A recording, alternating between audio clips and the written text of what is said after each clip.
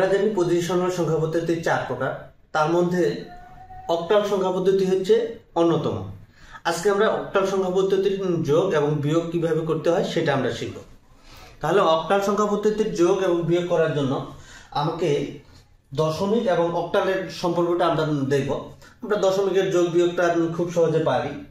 ঠিক একই রকম ভাবে আমরা অক্টাল সংখ্যা পদ্ধতিতে যোগ বিয়োগ করব, কিন্তু এর আগে আমাকে দশমিকের সাথে অক্টালের যে একটা সম্পর্ক আছে এই সম্পর্কটা একটু বিবেচনা করতে হবে। আচ্ছা, আমরা দশমিকের যে সংখ্যাগুলো জানি এটার ভিত্তি হচ্ছে 10 এবং 0 থেকে 9 পর্যন্ত 10টা অঙ্ক থাকে। কিন্তু অক্টালের ক্ষেত্রে ভিন্ন, যে অক্টালের ভিত্তি হচ্ছে 8 এবং অক্টাল সংখ্যা পদ্ধতিতে 0 থেকে 7 পর্যন্ত অঙ্ক থাকে, সরাসরি 8 লেখা যায়। তাহলে ঠিক এই জন্যই পার্থক্যটা আমার একটু হবে।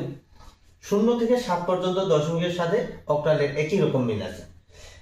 যেহেতু অক্টালে ভিত্তি 8টা অঙ্ক এবং সরাসরি 8 লেখা যায় না, তাহলে আমি 8 লেখার জন্য ব্যবহার করতেছি 1 0 8। দশমিকের 8 হচ্ছে সরাসরি লেখা যাচ্ছে, কিন্তু অক্টালে লেখা যাচ্ছে না। অক্টালের 8 লিখতে হচ্ছে 1 0 8, 1 অক্টাল 1 9, 1 অক্টাল 2। এইভাবে আমরা দশমিকের যেভাবে লিখি এইভাবে। তাহলে দশমিকের যে নিয়মটা আছে, আমরা 1 0 10, 1 10 1 11, 1 10 2 12 এই যে নিয়মটাতে লিখতেছি, ঠিক অক্টালেও একই নিয়মেই লিখব। কিন্তু অক্টালে 7 লেখার পরে 1 0 হচ্ছে 8, 1 অক্টাল 1 9, 1 অক্টাল 2 10, 1 অক্টাল 3 11। এইভাবে নিয়মটা লিখে আসবো।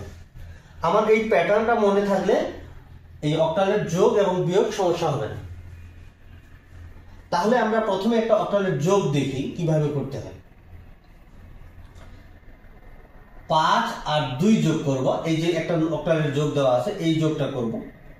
উপরে অক্টাল যে মানটা আছে এটা হচ্ছে 5 এবং 2। 5 এবং 2 যোগ করলে হবে 7। অক্টালে 7 সরাসরি লেখা যায়। অক্টালে 7 এখানে দেওয়া আছে, 7 লিখতে পারতেছি, তাহলে আমি 7 লিখে দিলাম, হয়ে গেল। যেহেতু আমার কোনো হাতে বাকি নেই, সরাসরি 7 লিখতে পারছি। এরপরে হচ্ছে এখানে আছে 3 আর 2 যোগ করলে হচ্ছে 5, সরাসরি 5 লেখা যাচ্ছে অক্টালে 5, এখানে আমি 5 লিখে দিলাম।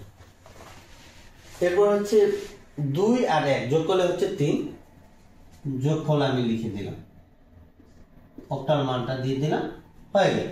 তাইলে এই যে এটা যে সহজ একটা অক্টাল যোগ ছিল, স্বাভাবিক নিয়মেই আমি করে ফেললাম। একই নিয়মে আমি পরে আরো একটা অক্টাল যোগ করব। এই অক্টাল যোগটা আমরা দেখি কেমন হবে। তাহলে এখানে আছে, উপরে আছে 5 আর 6, 5 আর 6 যোগ করলে হচ্ছে আমার 11। এখন এটা হচ্ছে আমার দশমিকের নিয়মে 11 হচ্ছে, কিন্তু অক্টালে আমি 11 কিভাবে লিখি? দশমিকে আমি 11 লিখতেছি 1 10 1 11, কিন্তু অক্টালের ক্ষেত্রে 11 কিন্তু আমার এরকম হবে না।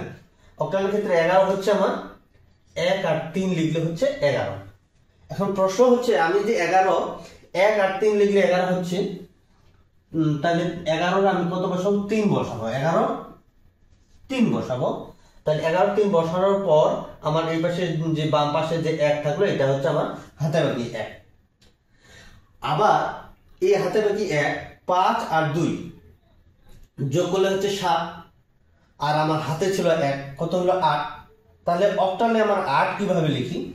এই 8 বরাবর অক্টাল লিখতে হয় 1 0 8।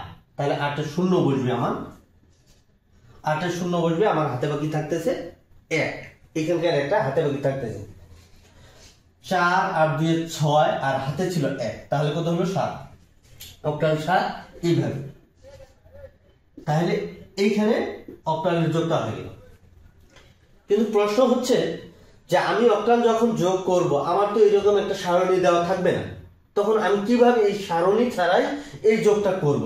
এইরকম যদি হয়ে যায়, তাহলে এটার জন্য আমি একটু অন্য কৌশল অবলম্বন করি। এটাকে আমি মিশাই দিলাম। মিশাই দেওয়ার পর আমি এই সারণী ছাড়া আমি করতে পারি কিনা এটা আমি দেখি। এখন 6 আর 5 যোগ করলে হচ্ছে আমার 11। যেহেতু অক্টালের ভিত্তি হচ্ছে আমার 8, তাহলে আমি মনে মনে এই 11 থেকে 8 একবার বাদ দেব। বাদ দেওয়ার পর থাকে আমার কত? 3।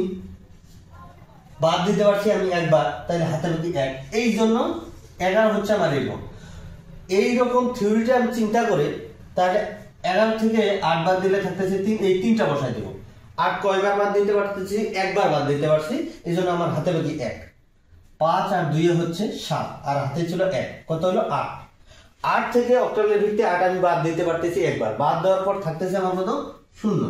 তাহলে 0 বসাই দিলাম, আমার হাতে বাকি থাকতেছে 1। এই হাতে বাকি 1, 4 আর 2 যোগ করলে কত হচ্ছে? 6, আর হাতে বাকি 1 7। ঠিক একই নিয়মে আমি সারণী ছাড়াই অক্টালের যোগটা করে ফেললাম। আমরা যেমন অক্টালের যোগ করতে পারতেছি, একই নিয়মে আমরা অক্টালের বিয়োগটাও করতে পারবো। অক্টালের বিয়োগটা কিভাবে হচ্ছে এটাও আমরা দেখি। এই এখানে অক্টালের বিয়োগের জন্য আমি সারণী লিখে রাখছি। উপরে আছে 5, নিচে আছে 2। 5 থেকে 2 বাদ দিলে 3, এটা স্বাভাবিক নিয়ম, এখানে কোনো ঝামেলা নেই। এরপরে উপরে আছে 3, নিচে আছে 2। 3 থেকে 2 গেলে 1, এখানে কোনো ঝামেলা নেই। তারপরে সংখ্যা আছে উপরে 2, নিচে 1। 2 থেকে 1 গেলে 1, অক্টালের বিয়োগ হয়ে গেল। এটাতে তেমন কোনো ঝামেলা ছিল না। ঠিক একইভাবে আমরা পরের যে অঙ্কটা আছে এইটা বিয়োগ করার চেষ্টা করি। আচ্ছা, এখানে উপরে আছে 5, নিচে আছে 6। 5 থেকে আমি 6 বাদ দিব। এখানে আমার বিষয় হচ্ছে উপরের যে অঙ্কটা এটা হচ্ছে ছোট অঙ্ক, নিচের অঙ্কটা হচ্ছে বড় অঙ্ক। তাহলে ছোট অঙ্ক থেকে আমি বড় অঙ্ক বাদ দিতে পারতেছি না। তাহলে আমরা দশমিকের যে অঙ্কটা করতাম সেখানে কিন্তু আমরা ধার নিতাম। তাহলে দশমিকে 1 ধার নিলে আমার 10 আসতো, কিন্তু অক্টালের ক্ষেত্রে 1 ধার নিলে আমার 10 আসবে না, যেহেতু অক্টালের ভিত্তি আমার 8। ভিত্তি 8 হওয়ার কারণে যে কোনো সময় অক্টালে আমি ধার নিলে আমার 8 আসবে। তাহলে উপরেরটা 5, নিচেরটা 6। উপরেরটা ছোট হওয়ার কারণে, নিচেরটা বড় হওয়ার কারণে আমাকে 1 ধার নিতে হবে। 1 ধার নেওয়ার ফলে আসবে আমার 8, আর উপরে আছে 5। তাহলে উপরে হলো ধারের 8 এবং 5, উপরে হচ্ছে 13, নিচে থাকলো 6। 13 থেকে আমি যখন 6 বাদ দেবো তখন আসবে আমার 7। যেহেতু আমি 1 ধার নিছি, ধারটাকে আমি নিচে ধরবো, এটাকে এখন মনে করবো 6। তাহলে 2 থেকে আমি 6 বাদ দিব। তাহলে উপরেরটা হচ্ছে ছোট, নিচেটা বড়। ছোট থেকে বড় বাদ দিতে পারতেছি না, আবারও ধার। 1 ধার নেওয়ার ফলে আমার আসবে 8, আর এখানে আছে 2। উপরে হলো 10, আর নিচে হচ্ছে 6। 10 থেকে 6 গেলে আমার হবে 4। যেহেতু আবারও ধার নিছি, এখন নিচে হবে 3। 4 থেকে 3 বাদ দেওয়া যাচ্ছে, তাহলে এবার ধারের কোনো প্রয়োজন নেই। 4 থেকে 3 গেলে 1। এইটা হয়ে গেল অক্টালের বিয়োগ। ঠিক এভাবেই আমরা অক্টালের যোগ এবং বিয়োগ করতে পারবো, যত বড় অঙ্ক হোক।